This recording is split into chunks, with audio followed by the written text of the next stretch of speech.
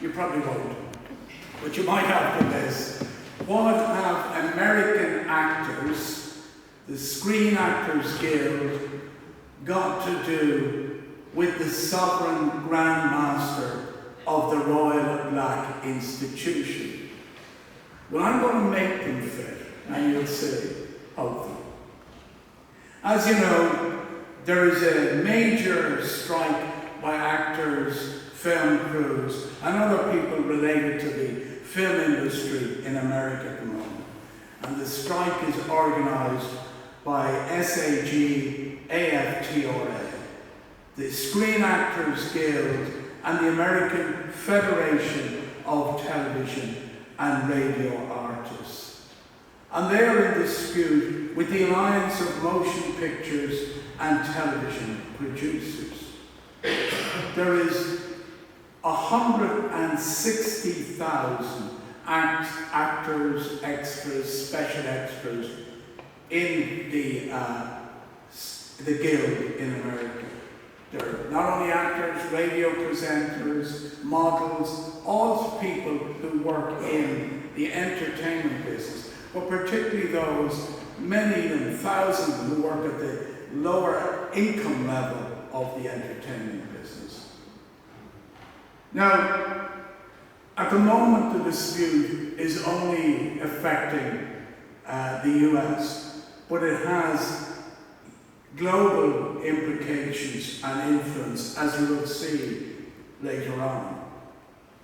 Now, Fran Drescher, she's the speaker for the SAG, and she was in a series called The Nanny. She is an actor.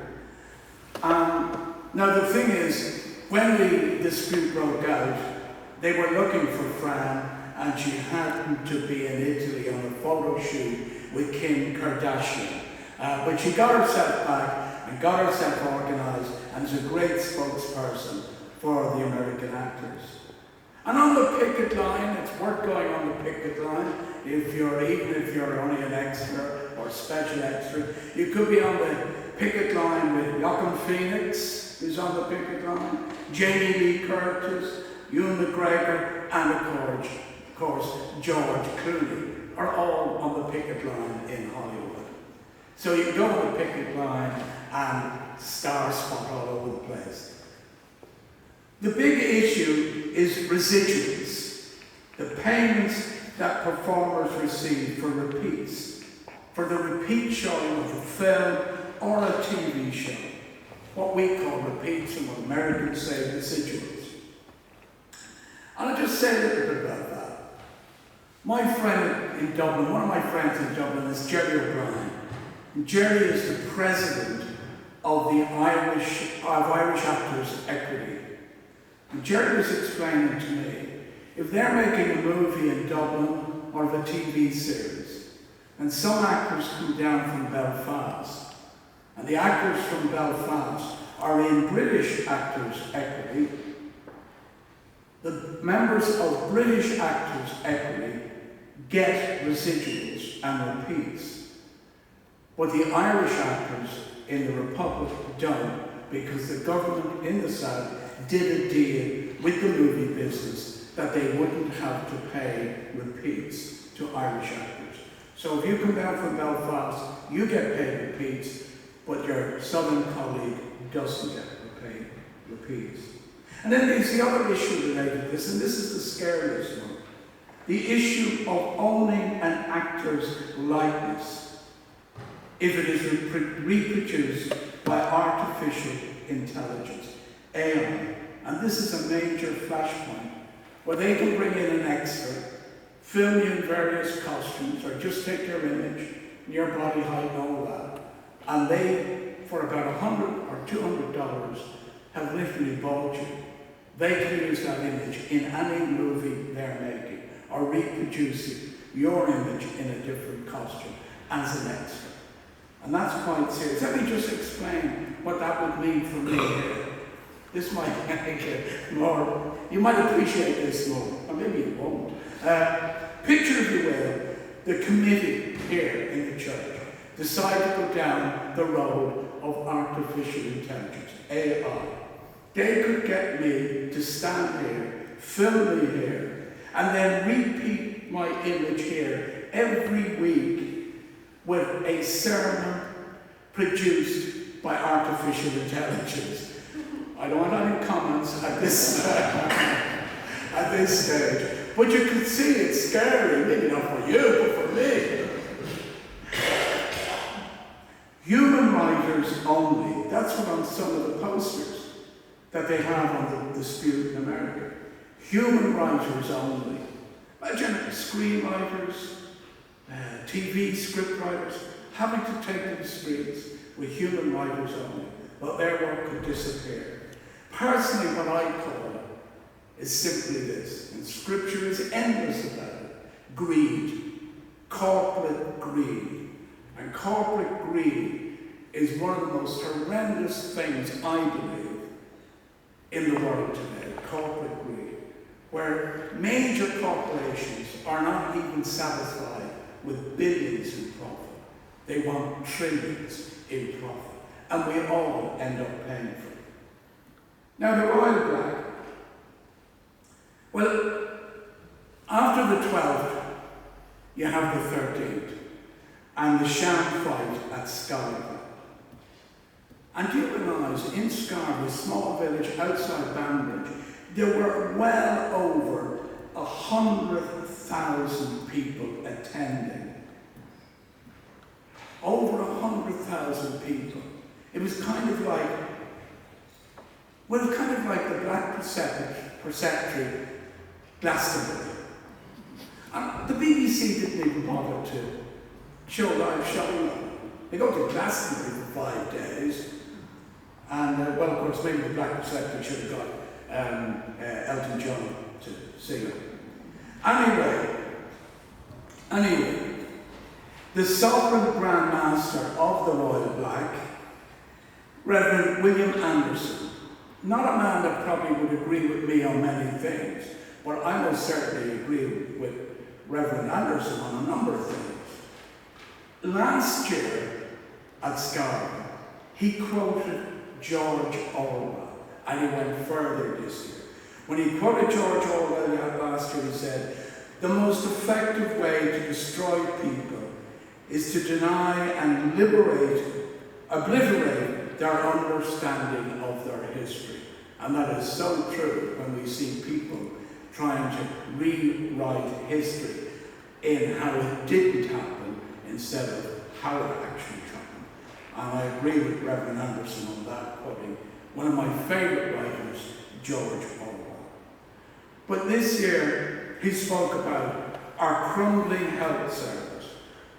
Only a week or so ago, we celebrated the 75th anniversary of the NHS. The much loved, if you ask anybody in England, Scotland, Wales or Northern Ireland, what is the thing that gels us together? They will tell you, the National Health Service. It was one of the greatest institutions ever developed on this planet. And as Reverend Anderson rightly said, we're now seeing the health service be torn apart by greed, trying to sell off bits of it here, there, everywhere. And you can be pretty sure international corporations, multinationals, will be looking for big chunks of our health service. He talked about the ever-widening gap between those who have and those who have not. And that's a reality. That's a reality. In a country after the war, when it was broke, was able to bring in a national health service, eventually free education, a welfare service, and now with the 6th wealthiest economy, the UK economy in the world, the gaps are growing bigger and bigger. And I believe personally, because of corporate greed, and many of our representatives serving that corporate greed. I find common cause with Reverend Anderson when he says there are many, many people disheartened, disillusioned, and also not trusting in those who govern us anymore. They feel that trust has been broken. And that trust needs to be built up, not just here in Northern Ireland, but in many, many countries. We see people struggling to pay their mortgages, struggling to earn a decent income. All these things he alluded to. And again, this is my own personal opinion. Reverend Anderson didn't say this, but I'm saying it. It's because of corporate greed. I went to renew my car insurance. This is what set me off on all this, by the way. I went to renew my car insurance, and I was quoted quite a high premium compared to previous years. And I raised it with the young man. It wasn't his fault. Although all I could see was the major company I was dealing with, in his image sitting in front of me. And I pointed out to him, I said, you have an ad on television at the moment, particularly targeting people of advanced age, and how they should come to you to insure their car. And I have been coming to you ever since I started driving. And having seen the ad, I thought, why not continue this? And now I find your attitude is different. And I was told literally by him, I could go elsewhere. So I could go elsewhere. As a matter of fact, he said to me, insuring your car, go elsewhere if that's the way you feel. It's like buying peas. Now, I don't know, if I took out a packet of peas, the next time I'm stopped by a constable, and he said, is this car insured? And I said, no, I have a nice packet of peas here. I think I would see the inside of a cell pretty quickly. That was his attitude. No consideration for the fact that I had been loyal to them all those years. Now the same company, I'm not going to mention it by name, because there's absolutely no way myself and that company could be in court together. The same company is now owned, this insurance company is now owned by a bank that has been investigated for having a lack of adequate control process in compliance.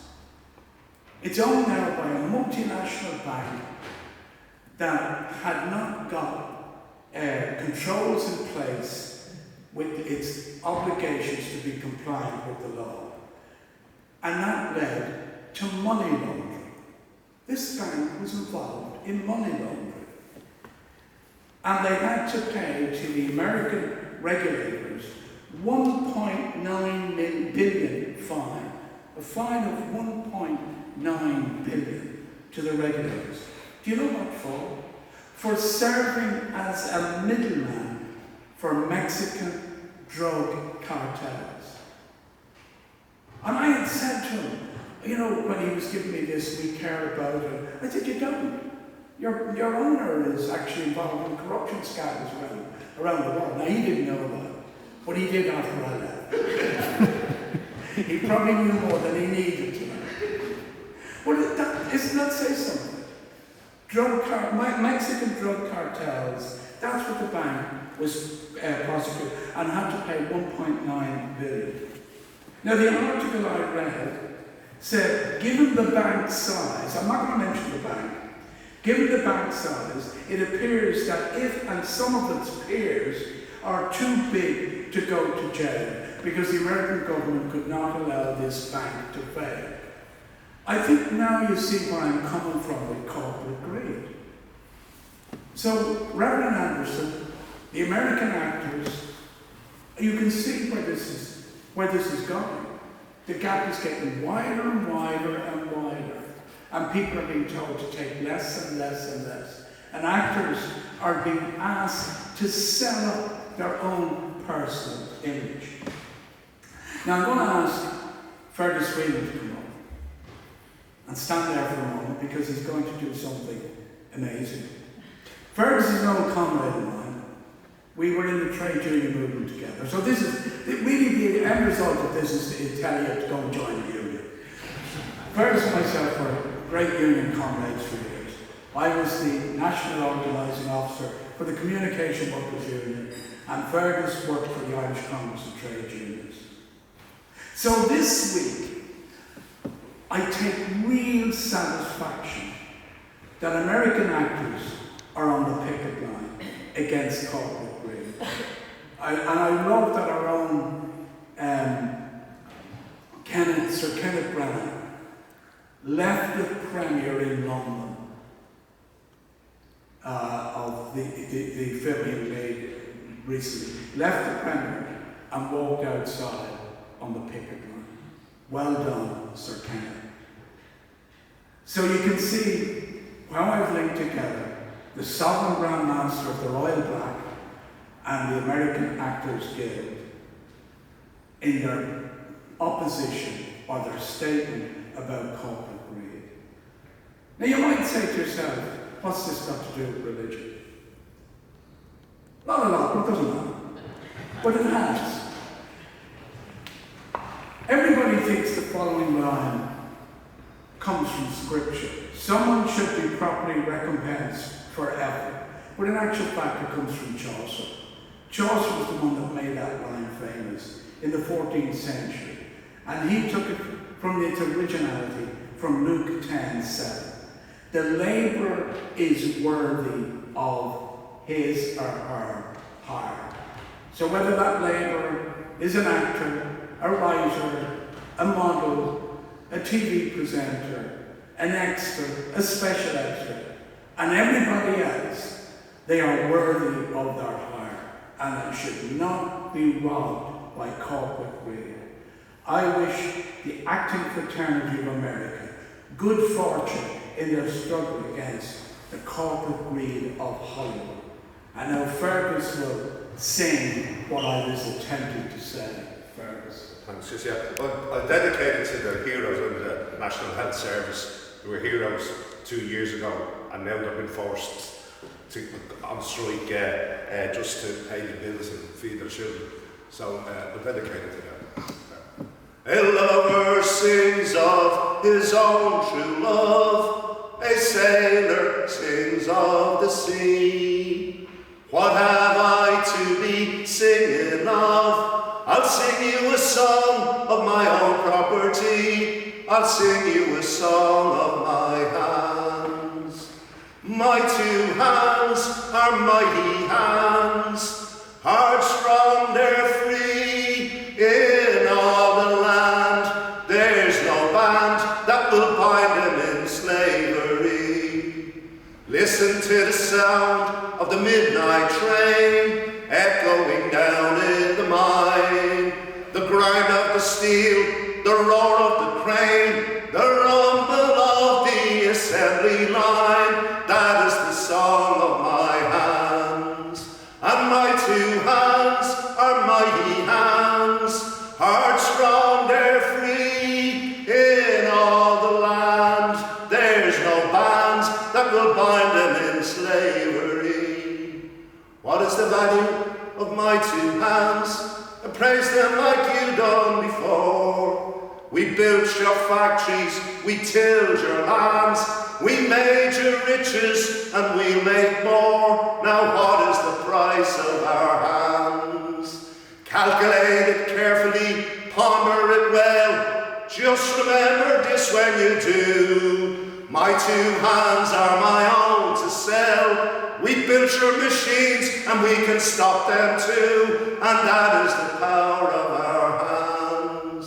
And my 2 hands are mighty hands, hard strong, they're free. In all the land, there's no band that will bind them in slavery.